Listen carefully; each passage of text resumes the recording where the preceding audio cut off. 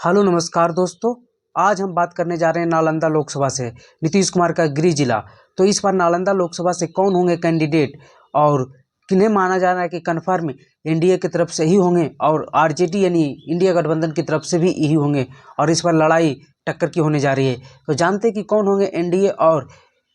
India गठबंधन के candidate और क्या रहा नालंदा लोकसभा का इतिहास। तो सबसे पहले हम आपको ये बता दें कि नालंदा लोकसभा नीतीश कुमार का गृह जिला है और नीतीश कुमार यहाँ से सांसद भी रह चुके हैं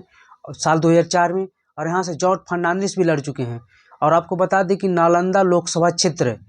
काफ़ी चर्चाओं में रहा है क्योंकि जब नीतीश कुमार अकेले लड़ रहे थे 2014 के इलेक्शन में मोदी लहर था और बीजेपी अलग, नीतीश कुमार अलग और आरजेडी का भी गठबंधन अलग था और नीतीश कुमार लेफ्ट के साथ मिलकर लड़ रहे थे। उस समय भी बिहार में मात्र 2 सीट जीते थे और उसमें एक नालंदा लोकसभा क्षेत्र भी था। नीतीश कुमार अकेले दम पर जीत कर दिखाए थे और वही एक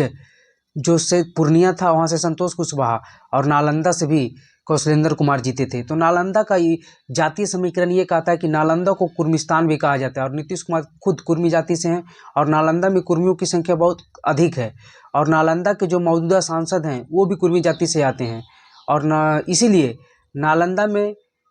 जो एनडीए गठबंधन है हमेशा इसी जाति समीकरण से कैंडिडेट देता है। तो पहले जानते हैं नालंदा का इतिहास। तो हम ज़्यादा दूर नहीं जाते हैं, साल 2009 से शुरू करते हैं। तो साल 2009 में नालंदा के सांसद के रूप में कौशलेंद्र कुमार जीते थे और उस समय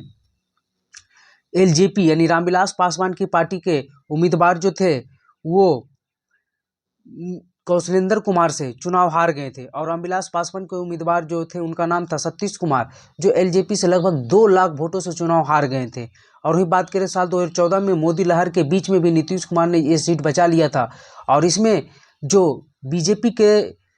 समर्थित कैंडिडेट थे और एलजेपी की तरफ से थे। 2009 में भी हैं एलजेपी सेकंड नंबर पर रही थी और 2014 में भी सेकंड नंबर पर रही थी और एलजेपी उस समय एनडीए गठबंधन में थी बीजेपी के साथ। तो 2014 में यहाँ से एनडीए के कैंडिडेट थे सत्यानंद शर्मा और उनको लगभग 3,12,355 वोट आया था। और वहीं 2014 में जेडीयू के कैंडिडेट फिर से जो वर्तमान सांसद थे कौशलेंद्र कुमार को ही दिया गया था और कौशलेंद्र कुमार को 3,21,982 और 2014 में काफ़ी कांटे की मुकाबला हुई थी, नज़दीकी मुकाबला हुई थी और जीत हार का अंतर मात्र 9,000 रह गया था। तो नालंदा में ऐसा लग रहा था कि अब नीतीश कुमार की बस गिनती के ही दिन बचे थे, लेकिन नीतीश कुमार ने फिर से वापसी किया। लेकिन जो 2014 में लड़ाई हुआ था वो सबसे कांटेदार लड़ाई हुई थी नीतीश कुमार को मुख्यमंत्री बनने के बाद। फिर साल 2019 की बात आती है तो साल 2019 में फिर से नालंदा से एनडीए गठबंधन, क्योंकि साल 2019 में नीतीश कुमार और बीजेपी दोनों एक साथ हो गई थी और एनडीए का लहर उस समय तो इतना चला था कि 40 में से 39 सीट एनडीए जीत गई थी, जिनमें 17 बीजेपी, 16 जेडीयू और 6 रामविलास पासवान की पार्टी। तो यहाँ से फिर से जब 2019 में एनडीए गठबंधन के उम्मीदवार कौशलेंद्र कुमार थे तो ही दूसरी ओर इन महागठबंधन के उम्मीदवार आरजेडी, हम, उपेंद्र कुशवाहा की पार्टी आरएलएसपी और मुकेश सहनी की पार्टी वीआईपी सब एक साथ थी। तो उस समय जीतन राम मांझी की पार्टी हम से उम्मीदवार थे आलोक कुमार आज़ाद और फिर से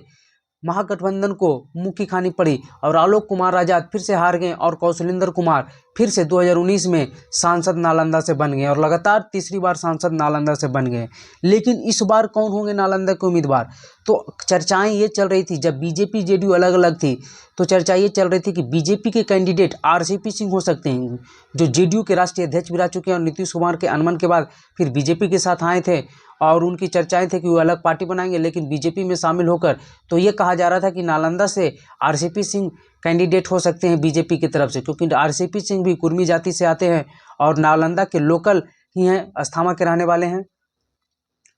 अस्थामा के। तो फिर नालंदा में मुकाबला फिर कांटे की हो सकती थी, लेकिन नीतीश कुमार ने जब फिर से पलटी मारकर एनडीए में चले गए तो ये कहा जा रहा है कि एनडीए की तरफ से तो उम्मीदवार कौशलेंद्र कुमार ही होंगे। लेकिन नालंदा में महागठबंधन को उम्मीदवार ही नहीं मिल रहा है, महागठबंधन उम्मीदवार दिया बार के खोज रहा है लेकिन मिल नहीं रहा, क्योंकि नालंदा एक ऐसा लोकसभा क्षेत्र है क्योंकि नीतीश कुमार के यहाँ गढ़ और नीतीश कुमार मोदी लहर में भी ये सीट निकाल लिए थे। तो सोचिए अब क्या होगा, क्योंकि एनडीए दोनों एनडीए में बहुत सारी पार्टियां भी है, नीतीश कुमार की पार्टी तो है ही है, जो सेकेंड रहती थी एलजेपी दो भागों में बट गई, उसका दोनों गुट एनडीए में है। उपेंद्र कुशवाहा हो, जीतन राम मांझी भी 2019 में सेकेंड नंबर पर, वो भी एनडीए में है। तो नालंदा में आरजेडी को उम्मीदवार नहीं खोज मिल रहा है, आरजेडी या इंडिया गठबंधन बोले उनमें से किसी को नहीं। और ये चर्चा ये थी कि अगर बीजेपी अकेले लड़ती तो यहाँ से एक प्रणब प्रकाश नाम के व्यक्ति जो भी काफ़ी 1-1.5 साल से नालंदा में प्रसार में थे और बीजेपी में ज्वाइन किए थे, और उनके भी उम्मीदवार बनने की चर्चाएं थी। लेकिन जैसे ही वो बीजेपी की तरफ नीतीश कुमार आए तो ये सभी चर्चाएं बंद हो गई और फिर से कौशलेंद्र कुमार का नाम आगे आ रहा है, और वही नालंदा से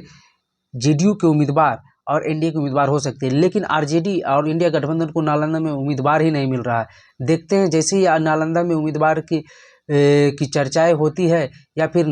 इंडिया गठबंधन को उम्मीदवार मिलता है या घोषणा होता है तो फिर हम आपको बताएंगे। चलिए ऐसे ही इंफॉर्मेटिव वीडियो देखने के लिए बने रहें। अगले वीडियो हम आज बनाएंगे मुजफ्फरपुर